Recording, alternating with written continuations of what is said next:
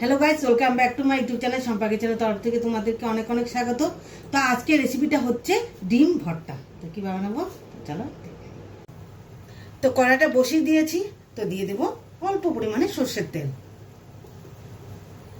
তো এই সর্ষের তেলের মধ্যে আগের থেকে আমি টমেটোটা স্লাইসের মতন কেটে রেখেছি।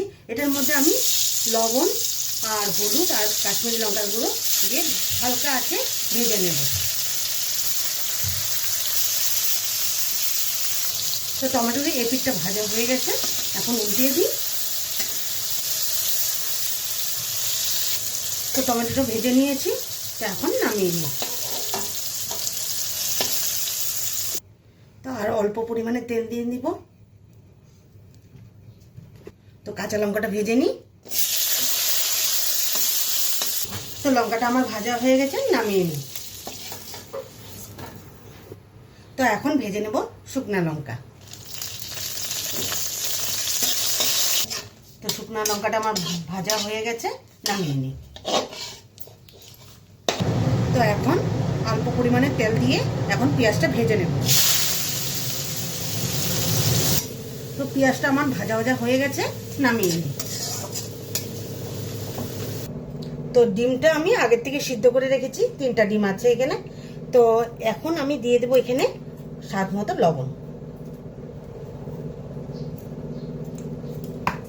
তো লবণ দিয়ে শুকনো লঙ্কাটা আমি ভালো করে মেখে নেব।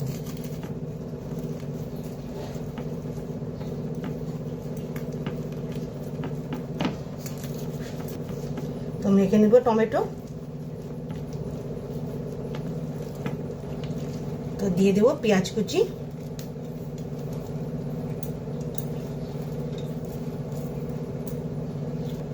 ধনেপাতা। তো দিয়ে দেবো সামান্য সর্ষের তেল। তো সব একসাথে মেখে নিই।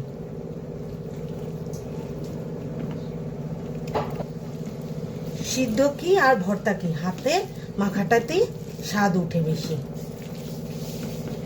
তো ভালোভাবে আমি মেখে নিলাম। তো আমার ডিম ভর্তাটা রেডি। তো উপর দিয়ে সর্ষের তেল দিয়ে দিব।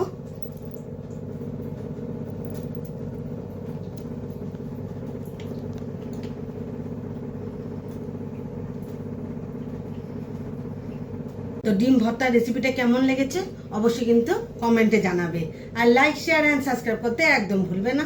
বাই।